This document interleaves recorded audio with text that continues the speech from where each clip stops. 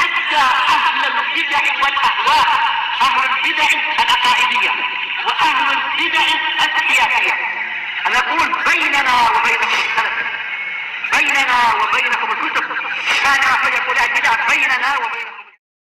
Rasyid rahimahullah qauluhu ala lahul khalqu wal amr. Ini ya, muka surat 128 masih ya.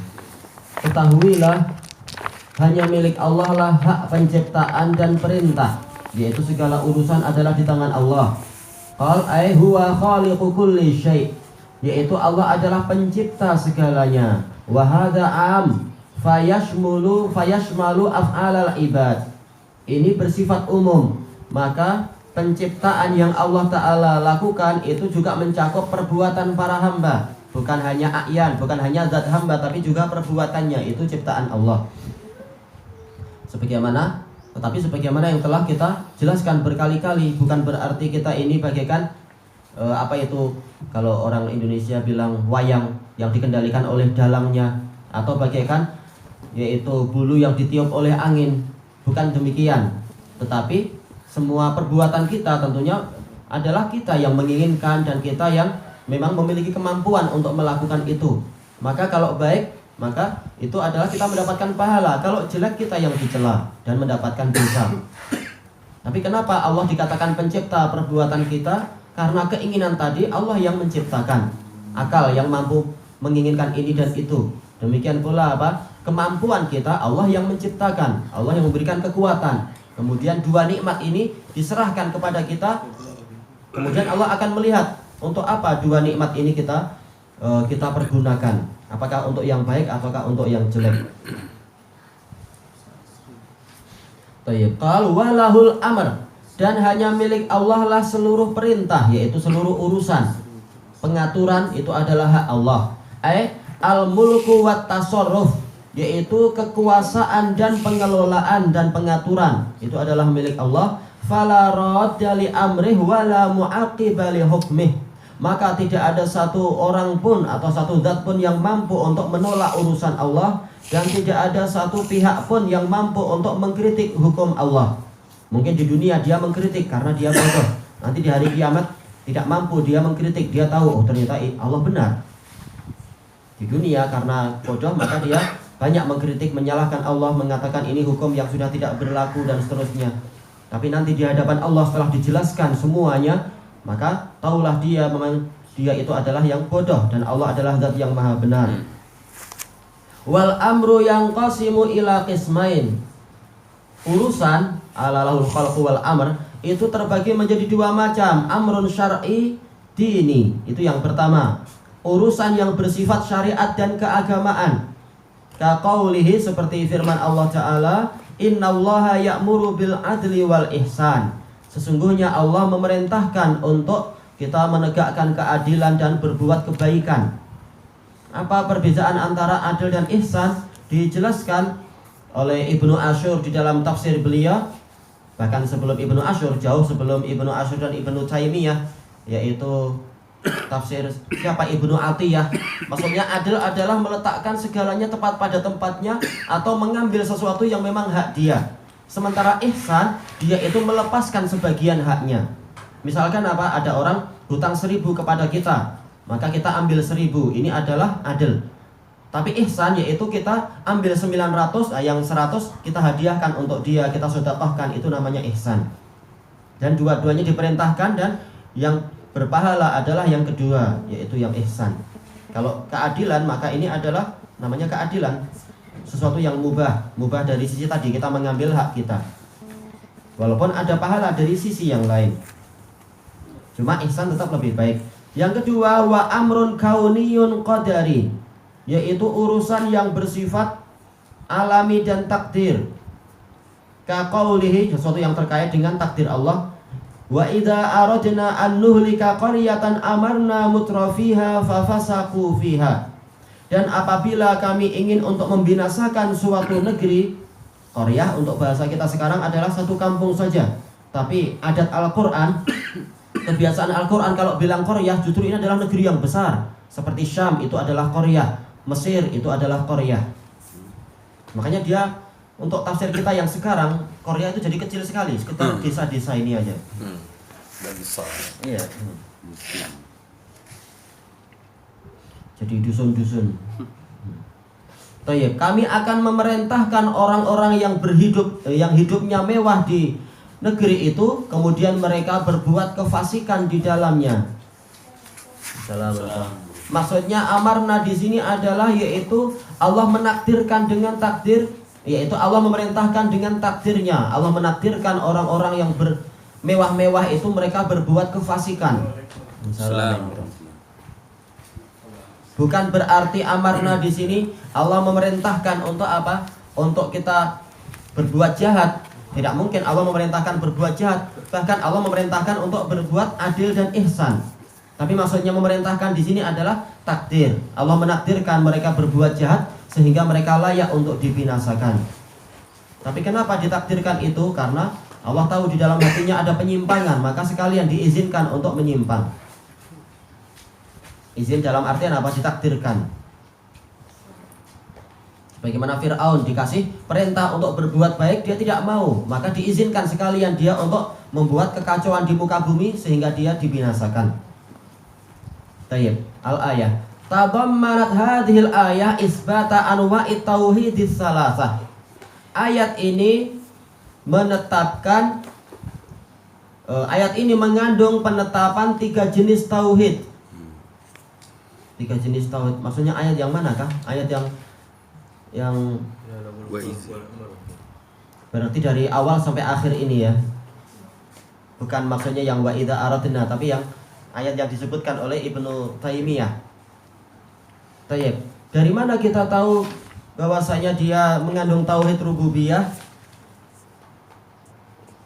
Inna rabbakumullah, ya ini tauhid rububiyah. Alladzi khalaqas samawati wal arda fi sittati ayyam. Ini adalah rububiyah. Summastawa alal arsh, ini tauhid asma wa sifat. Karena ini istawa alal arsh, ini sifat Allah Ta'ala. Yughshil lailan nahar, ini rububiyah. Yatlubu hasisa. Wasyamsa wal qamara wan nujuma musakhkharatin bi amrih ala lahul khalqu wal amr. Tayyib, ini alahul khalqu wal amru, di sini konsekuensinya adalah seluruh urusan itu diserahkan kepada Allah. Ini adalah tauhid, mengandung tauhid uluhiyah. Peribadatan hanya kepada Allah Ta'ala. Tayyib, qal wa afadatir radda alal falasifah alqailina biqidami hadhil makhluqat.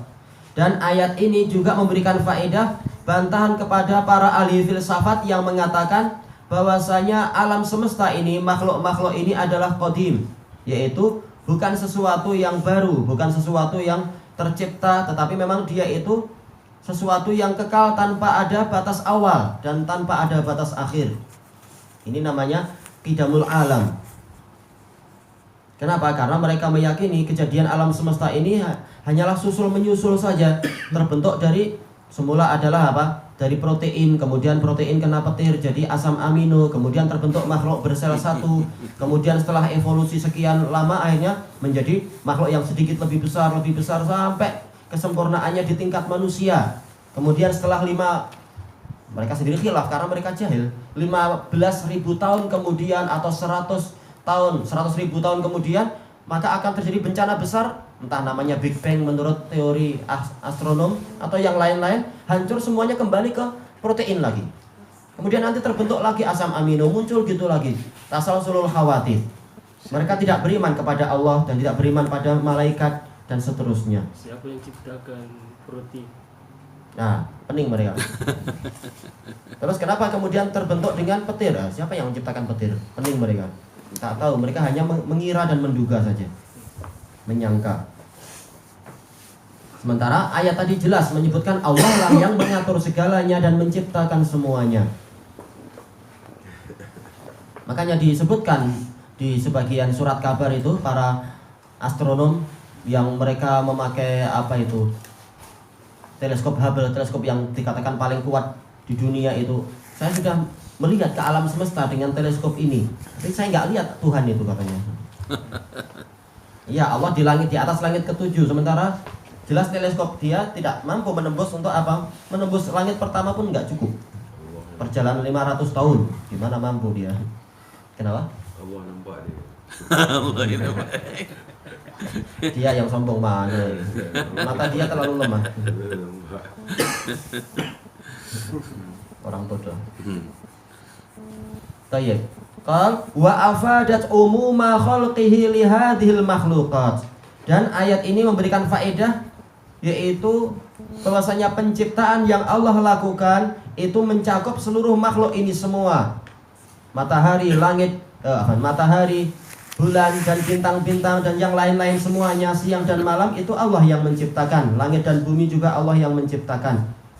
Bukan terbentuk dengan sendirinya dan semacam itu.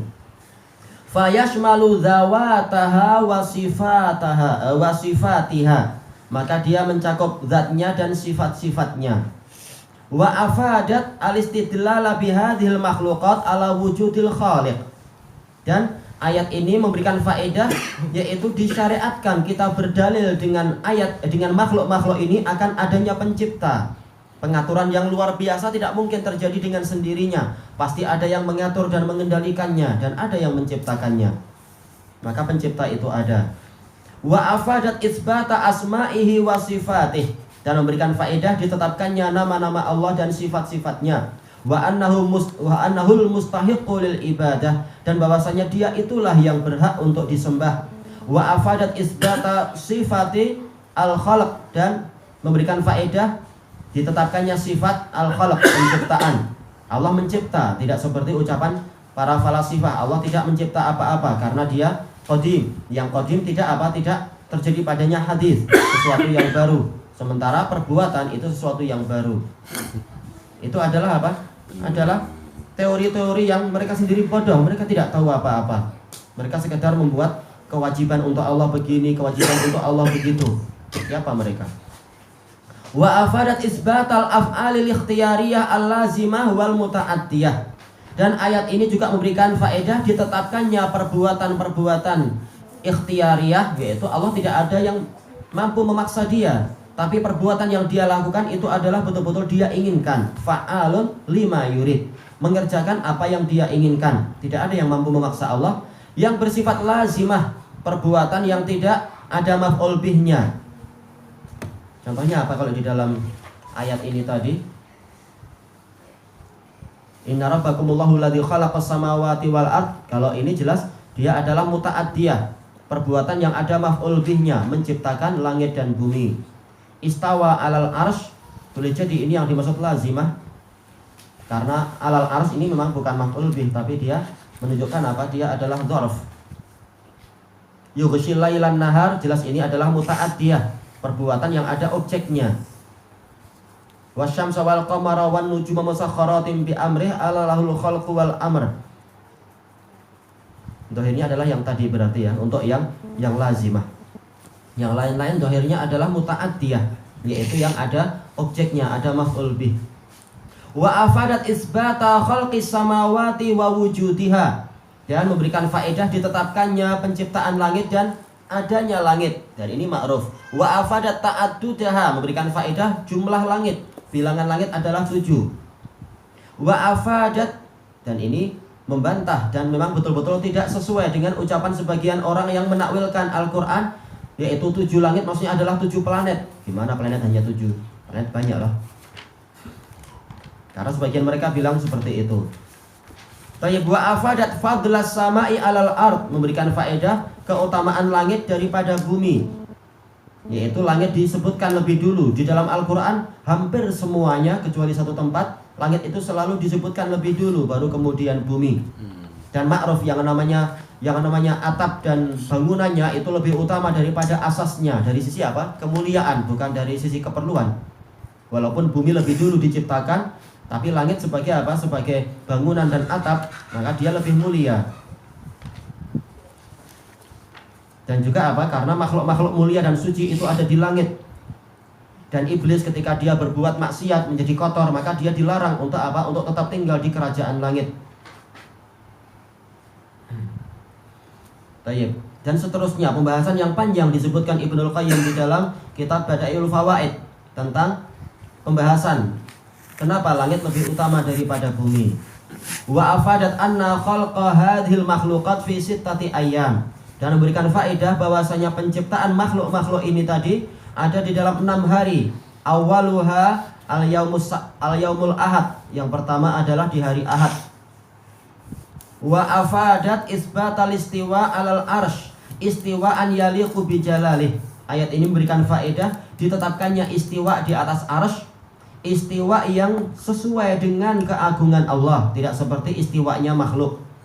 Wa tadammanat isbatal ulu lillah, dan memberikan kandungan ditetapkannya ketinggian untuk Allah. Allah Maha Tinggi, Allah layak untuk apa? Dan memang berhak untuk tempatnya adalah paling tinggi karena dia adalah raja. Wa afadat annal istiwa sifatu fi'il. Istiwa adalah sifat fi'liyah terkait dengan kehendak Allah. Allah menghendaki dia istiwanya di atas arus adalah setelah menciptakan langit dan bumi. Bukan senantiasa istiwa di atas arus sejak awal, tetapi setelah diciptakannya langit dan bumi. Adapun sifatul ulu ini adalah sifat dzat, yaitu sampai kapanpun dan sejak kapanpun Allah Ta'ala itu maha tinggi di atas segalanya. Wa afadat anal istiwa khasun bil arsh, memberikan faedah bahwasanya istiwa itu khusus untuk arsh. Kenapa? Allah menyebutkan dia menciptakan langit, menciptakan bumi, kemudian istiwa di atas arsh. Dia tidak mengatakan istiwa di atas segalanya, tetapi dia menyebutkan di sini makmulnya adalah arsh. Tidak disamakan dengan makmul-makmul yang sebelumnya menciptakan langit dan bumi tadi. Menunjukkan bahwasanya istiwa memang khusus untuk arsh. Wa afadat annal arsya makhluk, dan memberikan faedah bahwasanya arsh itu makhluk. Istiwa di atas arsh, Allah tinggi di atas makhluk yang namanya arsh. Tidak seperti ucapan sebagian falasifah, arsh itu dia bukan sejenis kursi atau sarir, katil, tetapi arsh itu adalah ibarah an haimanah wal muluk, yaitu arsh itu ungkapan dari kekuasaan dan dominasi, kata mereka. Sok tahu, belum pernah lihat sudah bergaya, arsh adalah begini. Wa qad sabata annal arsya makhluqun azim zu qawaim. Telah pasti bahwasanya arsh itu adalah makhluk yang besar yang memiliki kaki-kaki, memiliki tiang-tiang. Rasulullah SAW yang mendapatkan wahyu dari Allah, beliau menyebutkan bahwasanya nanti ketika tiupan trompet yang kedua, aku yang pertama kali bangun dalam keadaan Musa itu telah berdiri memegang salah satu kaki arsh. Maka sifat-sifat semacam ini menunjukkan bahwasanya arsh memang makhluk yang memiliki kaki. Bukanlah dia itu gambaran kekuasaan, yaitu sifat Allah Ta'ala saja, bukan. Dia adalah makhluk yang luar biasa besar, dipikul oleh 8 malaikat, tinggi di atas langit ke-7 sana, di atas langit ke-7, di atas apalagi di atas samudra yang di atas sana, dan kaki malaikat yang memikulnya itu ada di bumi yang ke-7, luar biasa besar, pemikulnya aja besar, 8 lagi. Maka arsh adalah makhluk yang luar biasa besar. Tayyib wa lahu hamalah, dan arsh itu memiliki para pemikul, yaitu 8 malaikat itu. Khilafan lil mubtadi'ah alladzina yanfuna wujudal arsh. Berbeda dengan pendapat mubtadi'ah yang meniadakan adanya arsh. Sementara sekian banyak ayat menyebutkan arsh. Memang dia adalah makhluk. Rasulullah bersabda apa? Ihtazza arsyur rahman limauti Sa'ad bin Mu'ad. Arsh ar-Rahman bergetar karena kematian Sa'ad bin Mu'ad. Ini bukan sifat Allah, dia adalah makhluk yang sangat agung dan mulia, arsh itu. Taibqal wa yaqulun arshuhu mulkuh. Mereka mengatakan arsh Allah adalah yaitu kerajaan Allah. Sekedar apa? Kekuasaan, yaitu sifatul muluk. Sebagaimana sebagian orang menafsirkan bahwasanya kursi Allah adalah ilmu. Jadi mereka mengingkari betul-betul adanya makhluk-makhluk ini. Sekedar ini adalah ilmu, yang itu adalah kekuasaan. Fa'ala qawli ha'ula ilmu betadi'ah yakunu qawluhu ta'ala wa yahmilu arsya rabbika fawqahum yawma idin samaniyah. Maka berdasarkan ucapan mubtadi'ah tadi, berarti firman Allah Ta'ala, dan pada hari itu, yaitu di hari kiamat, ada 8 malaikat yang memikul arsy Rabbmu. Artinya adalah 8 malaikat itu memikul kekuasaan Rabbmu. Gimana memikul kekuasaan? Kekuasaan sesuatu yang maknawi. Dan siapa yang mampu itu? Allah lah yang menggenggam kekuasaan semuanya. Tayyib qal wa hadza qaulun batilun mardud. Ini adalah pendapat yang batil dan tertolak. Selesai. Wa afadat annal istiwa 'alal arsy ba'da khalqis samawati wal ard. Dan ayat ini memberikan faedah bahwasanya istiwa di atas arsy itu terjadinya adalah setelah menciptakan langit dan bumi. Li'annahu aqaba bi summa. Karena Allah Ta'ala menyusuli ucapan menciptakan 7 langit dan bumi dengan apa? Lafaz summa. Kemudian istiwa di atas arsy. Berarti sebelum itu tidaklah demikian. Wa afadatir radda 'ala Jahmiyah wa adrabihim. Dan ayat ini memberikan faedah bantahan kepada orang Jahmiyah dan yang semisal mereka, alladzina yaqulun, yang mereka mengatakan inna, harusnya inna ya, yaquluna inna, makna istawa istaula, arti istiwa adalah berkuasa. Li'annahu tahrifun wa ziyadatun fi kitabillah, karena dia itu adalah yaitu penyelewengan dan tambahan di dalam kitabullah. Ada 7 ayat membicarakan Allah Ta'ala itu istiwa di atas arsy dan sama sekali tidak mengatakan istaula.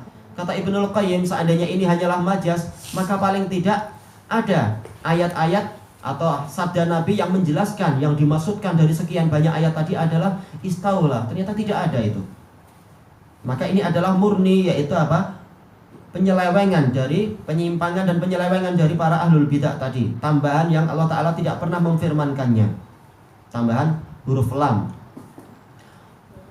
Wa hamlun lahu ala ghairi ma yahtamil, membawa lafaz Al-Qur'an kepada sesuatu yang tidak dikandungnya. Fatawaradal adillatu ala hadzal ma'na nassun fihi ala hadzal ma'na nassun fihi. Tawarada atau tawarudu ya, tawarudu lah. Fatawarudu al-adillati ala hadzal ma'na nassun fihi, maka berdatangannya dalil-dalil tentang ini, ada 7 dalil selalu mengatakan istawa alal arsy, tidak pernah mengatakan istaula ala. Itu adalah sebagian nas, yaitu suatu apa? Suatu kalam yang tidak memiliki makna yang lain. Bahwasanya istawa memang istawa, yaitu tinggi di atas arsy, sebagaimana ditafsirkan oleh ayat-ayat yang lain, yaitu apa? Fastawat alal judi, yaitu ketika perahu Nuh itu telah menetap di atas gunung Judi. Bukan menguasai. Sejak kapan perahu menguasai gunung? Dia cuma istiwa di atas, yaitu sekedar apa? Tinggi di atas gunung itu. Wa idzastawaita anta wa ma'aka alal fulk, ketika engkau wahai Nabi Nuh, yaitu istiwa di atas kapalmu, faida, yaitu engkau telah apa? Engkau telah tinggi naik di atas kapalmu. Itu menunjukkan istawa memang artinya adalah tinggi di atas, atau artinya adalah istaqarra, yaitu menetap.